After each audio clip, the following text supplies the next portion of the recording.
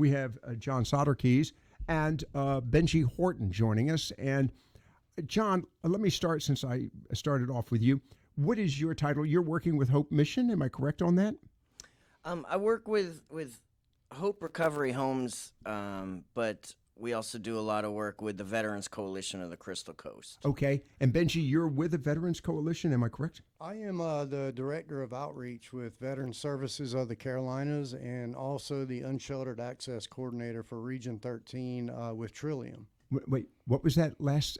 What'd you say? What kind of a coordinator? Unsheltered Access coordinator. Yes, okay. sir. I'm going to get you a little closer to that microphone. All right. So, in other words, folks that are homeless. Yes, sir. Okay. All right. Well, let's start off with what initiated this conversation. And that, of course, was the issue of last week with the situation of an individual who unfortunately killed at the hostess house, killed the owner of the hostess house who was attempting to evict him. I say evict him. He was a squatter, breaking and entering, whatever you want to describe it, who was seeking shelter in that place. And after a standoff, I gather, shot himself? That is correct. He Okay. sure did. You all had attempted to work with him. Am I correct on that? That is correct.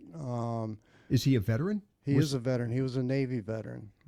He had spent and been connected with the supportive service for veterans and their families, also with community mental health care. And he was evicted from a hotel and had nowhere else to go. And he was squatting down at the hostess house. This is a topic that we've talked about in a variety of capacities in the past, and that, of course, having to do with the care of veterans.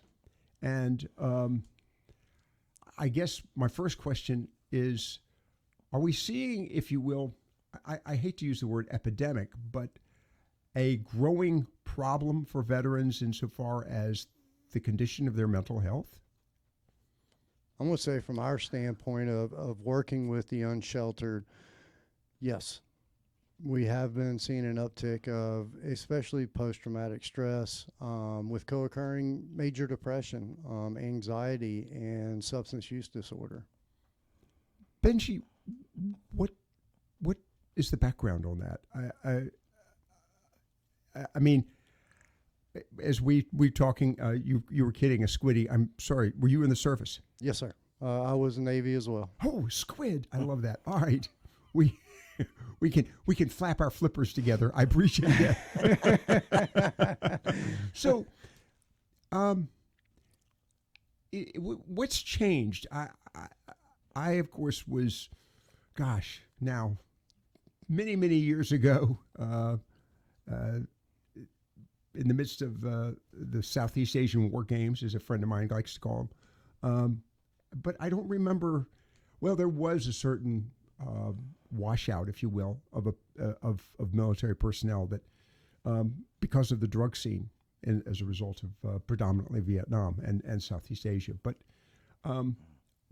what is unique about the situation now that obviously OEF, OYF, Operation Enduring Freedom, and Operation Iraqi Freedom, and of course, you've also got to throw in Desert Storm. But what is background on this? Is it a matter of the stress of the military experience, or the long-term, actions that they were engaged in? OIF, OEF were what, 20 years practically. So what are we looking at here? No, I think with as you said at the Pacific War Games, the amount of deployments, right? That you guys faced the same thing. There was a lot of trauma, and I can only speak for the population we work with, which is the unsheltered, right? They don't have that support. Clinicians are short. To be able to get in to see somebody for mental health, it takes 3 months, sometimes longer, to get in. And during that time, self-medication starts. Well, that, and it's spirals downward. Yeah, and a lot of it are not just the substance use disorders, but you can have pre-existing conditions, right? Prior to, but then going through and experiencing those events just exasperates the situation itself. The lack of treatment, and then the self-medicating only creates a worse situation. In this particular case, and I'm cautious because obviously I'm sure that there's still some investigation underway. You had dealt with this individual in the past? We had definitely brought him food, got him connected to the VA services, the CBOC, got him connected to Volunteers of America for housing purposes. But there was a lot that he couldn't follow through with because of, things he was going through on a personal level. And that's tough, right? You can't force somebody to do something. You can't. Mm-hmm. But, the other aspect of this is, and we were talking about this, and we'll bring up the topic of the unsheltered, the homeless. And that is, it's really incumbent upon the community to be aware and frankly, I would say even engaged. Am I correct on that? Absolutely. I grew up in Carteret County, and before I came back in 2014, I never knew we had unsheltered population here in Carteret County. And just being open about it, there's over 100 that I know of, living in the woods in their cars. John, obviously you've got organizations, and going to John Sotirkys on this, you've got Hope Mission, for example. I know you work with that, and the homeless shelters. What are the options? I mean, I know the churches. We've got Salvation Army, but it seems to me there are temporary options, and then there needs to be permanent options. Your thought on that? Correct. And unfortunately, the lack of resources in Carteret County is what's significantly debilitating to the problem. We have a great system that we can use for referrals. The Unite Us platform. What is that? It's an online web-based referral system that any organization can register for free, and it creates a great platform to send referrals specific to the need. And I know Benji's organization does a lot with that platform. But with the resources, it's a stretch because you're reaching out to, you have multiple needs. It's not cut and dry with one individual. Right. So you're looking at what immediate needs need to be addressed at that point in time. And if it's dual diagnosis, if it's something, a substance use disorder with a mental health condition, now you're looking at more than just potentially a mental health treatment facility. You're looking at a recovery facility. You're looking at, what type of treatment that individual needs. But right there, when you interact with that individual, you're looking for shelter at that point, food at that point, a safe, medical care at that point. And those tend to be the three biggest that you need to address when you come across someone that's in need. Benji, before I go, we've got a caller standing by. Any other comment you want to make? Transportation. Okay. Right. All those needs, we were looking at healthcare. Healthcare happens outside of a hospital. Your social determinants of health, right? Everything from transportation, interpersonal safety, food, mental health care. How are you supposed to get to these if you're not able to? Which that just poses another issue on the layer of cake. I'm going to ask you after this phone call. Is there a way through your organizations possibly, for other organizations or individuals to provide those services? I'm going to ask you that question in a moment. But first, I think we lost our caller. Okay. My question is, and we'll go to a break. How can folks contribute? And I mean that not just in money, but I'm talking contribute. And I'm looking at the two of you, and what I'm hearing is not an issue of money. It may be, but really it's an issue of actual services. You mentioned transportation, the ability to take somebody to the doctor or to work, for example. Am I correct on that? Absolutely, and a lot of times you've got to take in consideration that someone might not have an ID, might not have a birth certificate, might not have a social security card. Yeah. All those things come into play with getting a job, getting Medicaid, getting VA healthcare benefits. Everything starts at a much lower level, which takes time, right? And the transportation issue, we have CCATs, but if they're struggling just to get food, how do they pay that money to get that CCAT? They have to call 24 hours ahead of time. You know, and if they have a phone. If they have a phone. So there's so many layers to that cake, and it takes community collaboration. Nobody can do it alone. Okay, critical remark. Do we have that? Do we have that community collaboration? I think we have an amazing group of community providers. Salvation Army, Hope Mission. There's so many, I could name them all night long. And it's just bringing it all together in one room to sit down together to develop a plan of how we attack the problems that we see in this community. Not siloing ourselves off, but really not caring who gets credit, who gets funding for it, but who really brings it to the attention and fulfill those needs. A perfect example, of course, sadly, is a situation that happened last week.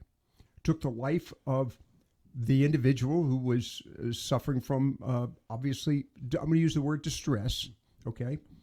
And in the process resulted in the life of, I'm going to use the description, of an innocent individual. His job was simply to remove the individual that was involved in the that apparently caused the death of both himself and of the owner. This sort of, this is sort of like that clap of thunder. Boom. You say, I think we've got a storm coming. Good description. I'm going to start with you, John. Do we have a storm coming? I think the storm's already here. We need to. It takes time to get for an individual get in this situation, and it takes time to get out of that situation. Okay.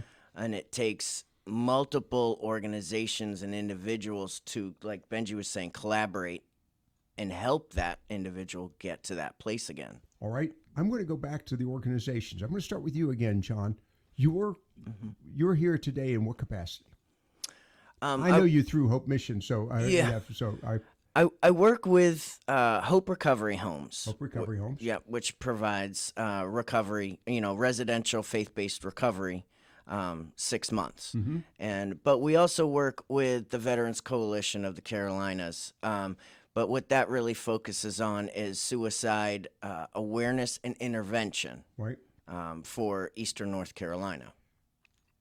Nice concept, suicide awareness and intervention. But I'm going to you on this one, Benji. So I'm aware that David over here might be suicidal. So maybe I can prevent that from happening today. But what about tomorrow, next week, next month? Benji? So I'm gonna say this, Lockwood, and I'm not afraid to say this, right? I am a recovering alcoholic. Okay. I have post-traumatic stress. Hope that recovery is possible is the ultimate change agent, and that starts with people on the ground, right? We might be able to save somebody today, but how do we keep that success going? And that's with peer support. Tomorrow, so, hey, I have a victory today. Yep.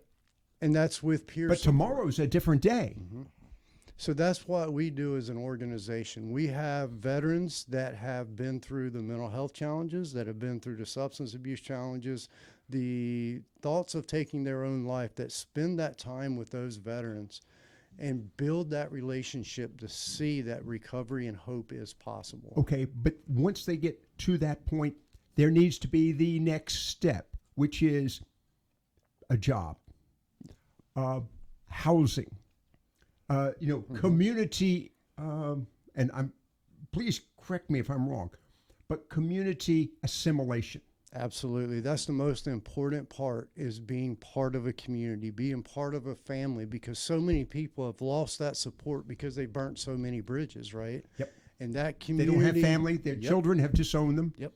And that community integration, being part of a church, being part of Hope Recovery Homes, is such an important aspect, but it takes time to feel like they're wanted again, right? And that's where you're talking about that community integration. Uh-huh. And your job, Benji, again, one more time for those who are just joining us, in your capacity, you are Veteran Services? Veteran Services of the Carolinas. I have had the opportunity to lead 18 different peer support specialists on the ground. That's where they spend their days, in the woods, under bridges, in cars, building those relationships. We want to reach 8 goals for somebody, right? We want them to have housing. We want them to have health care. We want them to have employment, income assistance, medical care, and dental care. But each one of those, there might be 10 smaller goals that you have to reach before you even hit that first one. What we need is a facility for veterans that are living with these challenges, to have that wraparound support, right? To have everybody in our community that is half a mile away, 1 mile away, that they can't get to, or 10 miles away, in one area, to where that person can be seen by everybody they need, have temporary housing while permanent housing is being worked on. And that's a dream, right? You got to start somewhere. You got to. We'll take a quick break on that. I want to say that this program it's a little serious as we approach the Christmas season. However, it is something that we need to be aware of this Christmas season relative to our contributions in our community to others, but also to think about how we can, in the future, make a difference. We were talking about a topic here related to an individual who took his life, and unfortunately the life of another individual. We have Ernie from Emerald Isle joining us. Ernie, you knew the individual? Oh, I knew him very well. He was our up the street neighbor in Morehead City on Mandy Court. Okay, and for as long as I lived there with my wife until we left there. Was he? And I knew him very well. All I can say is he fell between the cracks somehow. I don't believe that there's lack of support for folks here in this county. There's plenty of support. This guy, tragically, he came from a prominent family. Right. He inherited a house, free and clear. Right. He lost the house. The sheriff had to evict him. And I tried to help this guy. I did everything I'm mentally capable of. Not that I'm a counselor, but I said, Troy, you don't have to lose your house. You don't have to. All right, Ernie, hold on for a moment. Nevertheless, it's sad that it came to this because it didn't have to. Okay. What he needed was a little bit of mental counseling, some kind of help. Okay. And I talked to him about it, and he refused to do it. Okay. I'm looking at you on that one, Benji. Your comments, you're nodding your head on that one? Yeah, Mr. Ernie, I agree. We, in a lot of organizations, tried, and he just would not take that help, and you can't force somebody to do that. And that's the hardest part when we see a tragedy like this, the ripple effect across the community for the family who lost an innocent life, and for him and his friends and his family. You can't force somebody. I wish that we could. But I agree with you. He had to take that lifeline, and for whatever reason, he just wouldn't do it. But it's an indication of the kind of challenges we face on a daily basis here in the county. Ernie, thank you very much for your call, and I appreciate your let you know they here in the studio appreciate the work and the investment that you attempted to make on this one. Thanks, Ernie, and Merry Christmas to you, by the way. All right, this concludes our conversation, how can people, somebody's listening, John Sotirkys, what would you suggest someone do at this point? If it is a situation with suicidal ideations or attempts, there's numbers to call, 911, 988. 988, Okay. and would be the first mobile crisis. All right. But what about somebody in the community who says, "Look, I want to make a difference"? What can they do? Benji, Please reach out to us. We how do they do so? You can call me personally, 252-723-0579. 723 0579. 0579. And the organization again? Veteran Services of the Carolinas. Veteran Services of the Carolinas. It's unfortunate that we're talking about this time of year. However, it's a good contrast. And I think it's a great wake-up call. And Benji, you said a few moments ago, how many people are in our community that you know of that are homeless? 121 is our last count from January till today.